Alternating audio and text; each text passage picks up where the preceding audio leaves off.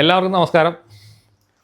നമ്മൾ ഈ ചില സ്ത്രീകളെ കാണുമ്പോഴേ കാണാൻ വലിയ ഭംഗിയൊന്നും ഉണ്ടാവില്ല, ഭയങ്കര സൗന്ദര്യത്തിൻ്റെ സിമ്പലൊന്നും ആയിരിക്കില്ല. അല്ലെങ്കിൽ നമ്മൾ പറയണ പോലത്തെ ഭയങ്കര നിറം, അല്ലെങ്കിൽ ഈ കണ്ണ് ഭയങ്കര വലിയ കണ്ണ്, അങ്ങനെയൊക്കെ കുറേ ലക്ഷണങ്ങളുണ്ടല്ലോ. സ്ത്രീകൾ ഭംഗി എന്ന് പറയുമ്പോൾ, സൗന്ദര്യം എന്ന് പറയുന്നത് അങ്ങനത്തെ ലക്ഷണങ്ങളൊന്നും ഇല്ലാതെ ചില ഭംഗിയുള്ള സ്ത്രീകളുണ്ട്. എന്ന് വെച്ചാൽ അവരെ നമ്മളിങ്ങനെ ചിലപ്പോൾ നിറമൊന്നും ഉണ്ടാവില്ല, കുറച്ച് ഡാർക്കൊക്കെ ആയിരിക്കും. പക്ഷേ നമ്മളിങ്ങനെ നോക്കിക്കഴിഞ്ഞാൽ ആണുങ്ങൾ, ഓപ്പോസിറ്റ് സെക്സിലുള്ള ആളുകൾ നോക്കിക്കഴിയുമ്പോൾ പെട്ടെന്ന് ഒരു ആകർഷണത്വം തോന്നുന്ന ആളുകളുണ്ട്.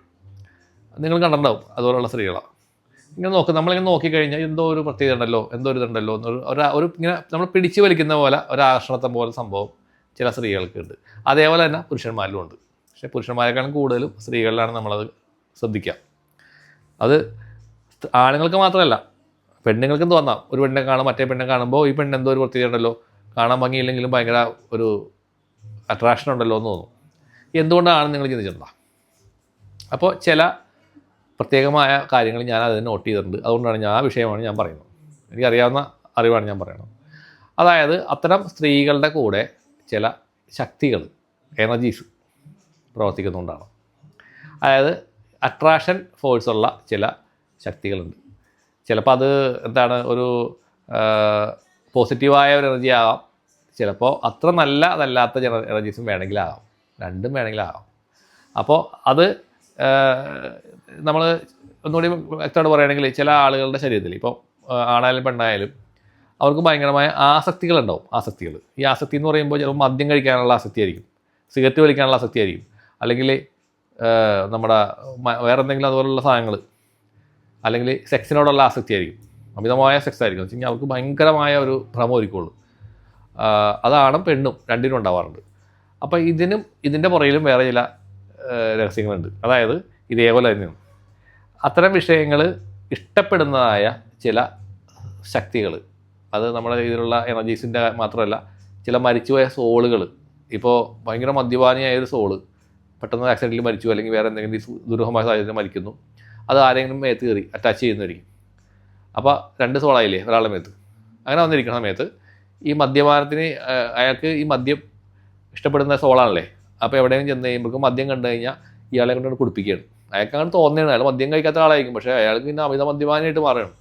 അപ്പോൾ അങ്ങനത്തെ 2-3 കേസുകൾ എൻ്റെ അടുത്ത് വന്നിട്ടുണ്ടായിരുന്നു. പക്ഷേ ഞാൻ അങ്ങനത്തെ കേസുകൾ എടുക്കാറില്ല. കാരണം അത് ചെയ്ത് ശരിയാക്കാനായിട്ട് കുറച്ച് ബുദ്ധിമുട്ടുള്ള ഒരു പരിപാടിയാണ്. സോളിനെ എടുത്ത് മാറ്റിയാലും ഇയാളുടെ ഈ അഡിഷൻ ചിലപ്പോൾ പോകണമെന്നില്ല. അയാൾ ഓൾറെഡി അഡിഷൻ ആയിക്കഴിഞ്ഞു, ഈ കുടിച്ച് അതിൻ്റെ രുചി മനസ്സിലാക്കി. അതിലതൊന്നും ചെയ്യാത്ത മനുഷ്യനായിരിക്കും, പക്ഷേ അതിൻ്റെ അയാൾക്കാനുള്ള ഇഷ്ടം വരെയാണ്. പിന്നെ അത് പെട്ടെന്ന് വിട്ടു പോകില്ല. അപ്പോൾ അതിനുള്ള ടെക്നിക്കുകൾ എൻ്റെ കയ്യിൽ ഡെവലപ്പ് ആക്കിയിട്ടില്ല ഞാൻ, കാരണം അതിനുള്ള സമയം കിട്ടാത്തതുകൊണ്ടാണ്.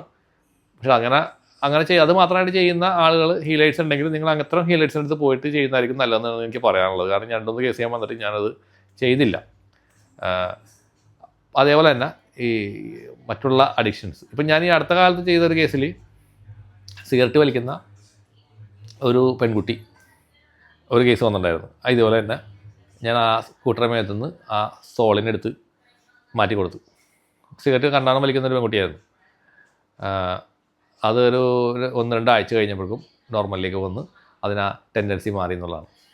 അപ്പോൾ അത് നമുക്ക് ചെയ്യാൻ പറ്റി. പക്ഷേ എല്ലാ കേസിലും അത് ശരിയാവുമെന്ന് എനിക്ക് ഉറപ്പൊന്നുമില്ല. ശരിയായ ഒരു കാര്യം പറഞ്ഞാണ്. ശരിയാവാത്ത കേസുകളും മദ്യപാനയുടെ കേസും മുമ്പ് ഞാനിതുപോലെ തന്നെ ഓരോ കേസ് വന്നിട്ട് അത് എന്നോട് നിർബന്ധമായിട്ട് ചെയ്യാൻ പറഞ്ഞ് ചെയ്യിച്ചാണ്. പക്ഷേ അത് സക്സസ് ആയില്ല, മദ്യപാനം മാറിയില്ല.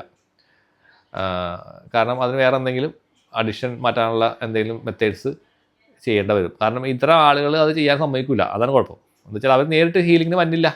അവർ ഫോട്ടോ വെച്ച് ഹീലിംഗ് അല്ലെങ്കിൽ വേറെ ആളറിയാത്ത ഹീലിങ്ങൊക്കെയാണ് ചെയ്യിപ്പിക്കുന്നത്.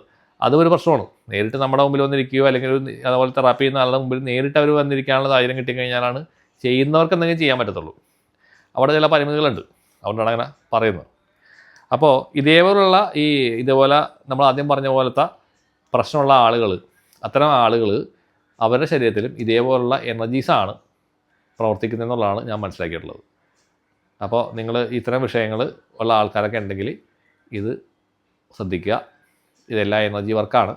ബാഡ് എനർജീസ് അല്ലെങ്കിൽ നെഗറ്റീവായിട്ടുള്ള എനർജീസ് കയറിയിട്ടാണ് ഇത്തരം കാര്യങ്ങൾ സംഭവിക്കുന്നതെന്നുള്ള സത്യം മനസ്സിലാക്കിയിരിക്കുക. എല്ലാവർക്കും നന്മ വരട്ടെ. നന്ദി, നമസ്കാരം.